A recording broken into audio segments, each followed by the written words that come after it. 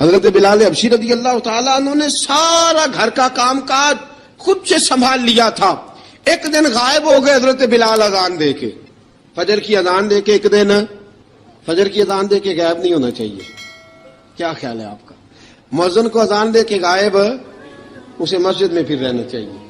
حضرت بلال حبشی رضی اللہ تعالیٰ عنہ اذان پڑھی, غائب ہو گئے. صحابہ ڈھونڈ رہے ہیں بلال کدھر ہے, اقامت پڑھے. حضور نے فرمایا ٹھہر جاؤ, بلال آئے گا تو اقامت پڑھے گا.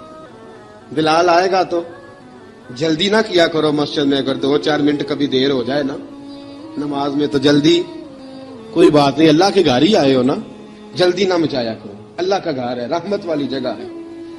حضور نے فرمایا بلال آئے گا تو اذان پڑھے گا. اب سب صحابہ خاموش ہیں کہ بلال جاتا نہیں, کام بھی اس کا کوئی ایسا نہیں. حضرت بلال دوڑے آئے, جلدی دوڑے آئے. رسول پاک صلی اللہ علیہ وسلم نے سوال ہی نہیں کیا کہ بلال تو کدھر سے آیا. فرمایا آ گئے ہو؟ حضور آ گیا ہوں. پڑھو اقامت پڑھی, جماعت ہو گئی. اب صحابہ کرام علی مریدوان حیران ہے کہ حضور نے پوچھا ہی نہیں اور بلال آیا بھی دیر سے.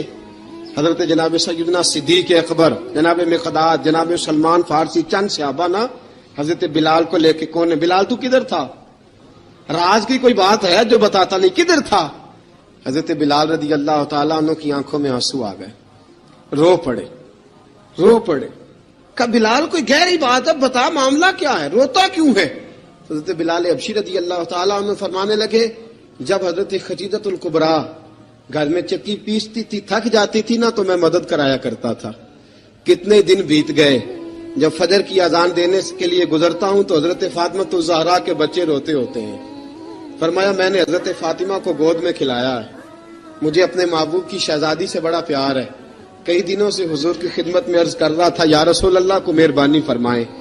حضور نے رات پیغام بھیجا ہے سیدہ فاطمہ کو کہ بلال جب آئے تو پردہ کر کے اندر چلی جایا کر.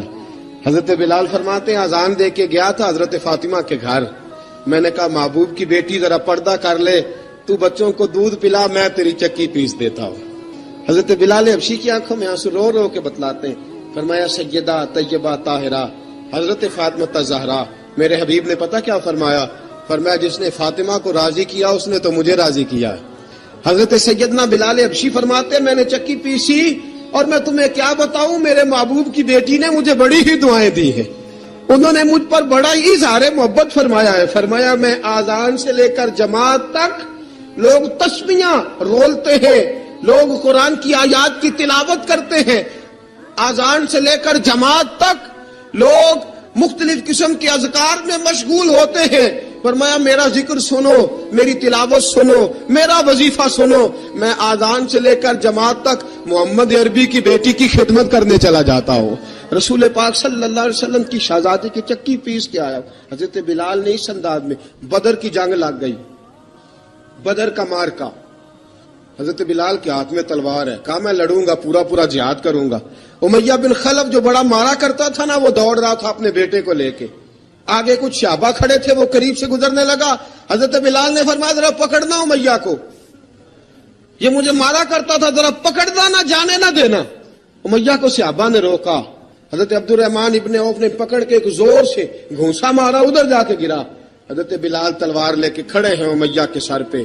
کہا امیہ میں تجھے نہیں کہا کرتا تھا اللہ میرے مصطفیٰ کو بڑی عزتیں عطا فرمائے گا, میں تجھے نہیں کہا کرتا تھا کہ خدا ہمیں غلبہ دے گا, هو الذی ارسل رسولہ بالہدی ودین الحق لیظہرہ علی الدین کلہ, میں نہ کہا کرتا تھا کہ اللہ اس دین کو ہر دین پہ غلبہ دے گا.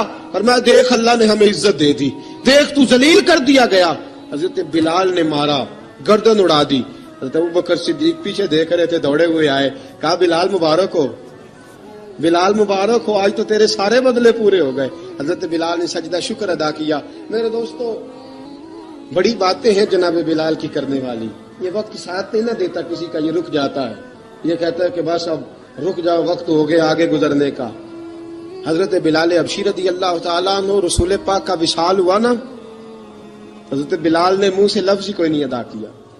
کسی نے اپنا دکھڑا کسی انداز میں سنا لیا. حضرت عمر نے کہا, جس نے کہا حضور وصال کر کے گردن اڑا دوں گا. حضرت عثمان غنی نے کہا خبردار کوئی مجھے آ کے نہ بتائے کہ مصطفیٰ وصال کر گئے. حضرت علی المرتضیٰ رضی اللہ تعالیٰ عنہ نے فرمایا نہ بھائی میرے مصطفیٰ پر تو موت آتی ہی نہیں، جس طرح عام لوگوں پہ سب لوگوں نے اپنے اپنے اظہار کر لیے نا، بلال نے کسی کو دکھ بتایا ہی نہیں. ایک کونے میں بیٹھ کے نا حضرت بلال اکیلے آنسو بہاتے رہے، کسی کو بتایا ہی نہیں، اکیلے روئے. ایک شخص کہنے لگا یار بلال بولتا نہیں، کہا نہ بلاؤ اسے. عصر کی نماز کا وقت ہوا نا تو وہ بلال جو کعبے کی چھت پہ بغیر سیڑھیوں کے چڑھ گیا تھا، وہ بلال جو کعبے کی چھت پہ بغیر کسی سہارے کے چڑھ گیا تھا، اس بلال کو کہا کہ بلال چڑھ ذرا، آذان پڑھ، مسجد کی چھت پہ چڑھ جا. حضرت بلال کئی بار چڑھے اور کئی بار گرے، کئی بار چڑھے اور کئی بار گرے. حضرت بلال حبشی رضی اللہ تعالیٰ نے آواز دی، کہا سلمان میری مدد کرنا، میری مدد کرنا، اب مجھ سے چڑھا نہیں جاتا، اب مجھ سے جایا نہیں جاتا. جناب سلمان فارسی نے بھی سوال نہیں پوچھا کہ بلال تو بیمار ہے، یہ نہیں پوچھا. حضرت بلال کو 2-4 صحابہ نے اٹھایا، چھت پہ پہنچایا. بلال نے اذان شروع کی.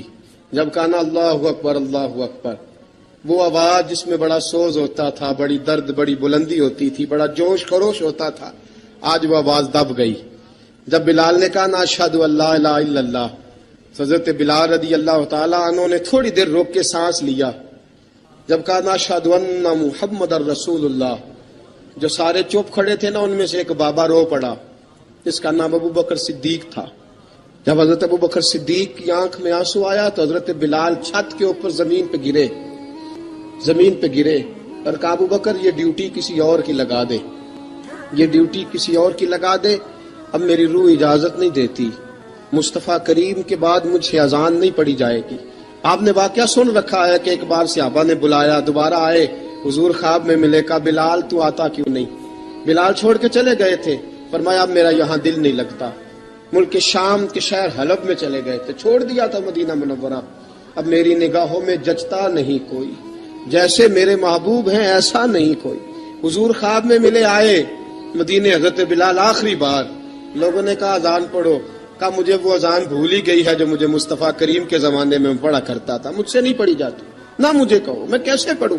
امام حسن اور حسین نے آ کے دامن تھاما نا تو کہا بیٹا میں تمہاری نانی کا بھی نوکر رہا ہوں، میں تمہاری ماں کی چکی بھی پیستا رہا ہوں، مجھ سے کوئی فرمائش نہ کر ڈالنا، میں نے نوکری کی ہے اور مجھے اگر اللہ نے توفیق دی تو میں تمہارے بچوں کے پیر بھی دھویا کروں گا. لیکن امام حسن رضی اللہ تعالیٰ عنہ نے فرمایا بلال ایک بار تو اذان سنانی پڑے گی. سنائی بلال نے اذان. کوئی گھر مدینے میں ایسا نہیں تھا جہاں سے رونے کی آواز نہ آئی ہو. حضرت عمر فاروق رضی اللہ تعالیٰ عنہ اپنے زمانے میں شام گئے تو جناب بلال حبشی رضی اللہ تعالیٰ عنہ سے کہا کہ اذان پڑھو. حضرت بلال نے فرمایا میں پڑھ ہی نہیں سکتا. بڑی ہمت کے بعد اذان پڑھی اور جناب بلال نے کہا تم اگر روئے نہ تو میں اذان پڑھوں گا.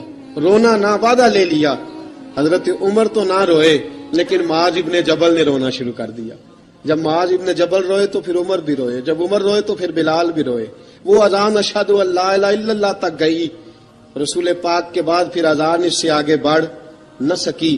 حضرت بلال کا وقت وصال آیا. حضرت ابو درداء کے داماد تھے جناب بلال حبشی. حضرت ابو درداء بہت معتبر صحابی ہیں، ان کی بیٹی حضرت بلال کے گھر میں تھی. حضرت بلال کا وقت وصال آیا تو آپ کی بیوی کہنے لگی بڑے افسوس کی بات ہے، آپ بچھڑ رہے ہیں. فرمایا افسوس نہ کر، مجھے مبارک دے، میں آج بچھڑوں گا تو جا کے رسول پاک سے ملاقات کروں گا. حضرت بلال حبشی نے، میرے دوستو، غریب آدمی تھے نا، مال تو زیادہ نہ دے سکے لیکن انہوں نے خدمت اس طرح کی. آپ میں کھنگالتا رہا کتابیں، 28-29 کتابیں میں نے کھنگالی اس ہفتے میں حضرت بلال پر. حضرت بلال کا دعویٰ ہی کوئی نہیں. پوری کتابوں میں، پوری سیرت میں کہیں کوئی دعویٰ ملتا؟ کہیں نہیں کہا میں نے یہ خدمت کی ہے. یہ دعویٰ حضرت بلال کا دعویٰ، میں غور کرتا رہا اس بات پر کہ سب لوگ دعویٰ کر لیتے ہیں نا. بعض صحابہ کے دعوے ملتے ہیں کہ ہم نے فلاں موقع پہ خدمت کی تھی، بلال بدر میں، بلال احد میں، بلال خندق میں، بلال فتح مکہ میں، بلال نے ساری خدمتیں اپنے سر. لیکن بلال کا دعویٰ، حضرت بلال نے اپنے منہ سے ایک بار بھی نہیں کہا میں نے یہ خدمت. عشق بہت کیا. غریبوں جان نہ چھڑایا کرو، یہ کہہ کے جان نہ چھڑایا کرو کہ ہم کیا کر سکتے ہیں، ہم کدھر جائیں، ہم آگے بڑھو، عملی طور پہ اپنا آپ پیش کرو، رسول پاک کے عشق میں رنگ جاؤ. حضرت سیدنا عمر فاروق رضی اللہ تعالیٰ عنہ فرماتے تھے بلال اب تو حبشی غلام نہیں، اب تو مصطفیٰ کے صحابہ کا امام ہے، اب تو ہمارا امام ہے.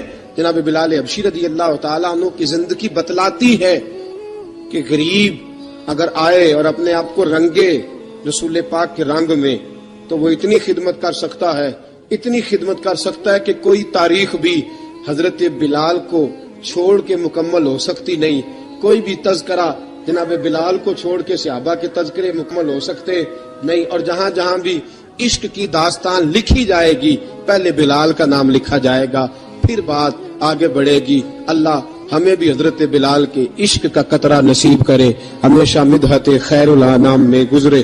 دعا ہے یہ عمر درود و سلام میں گزرے۔ وآخر دعوانا الحمد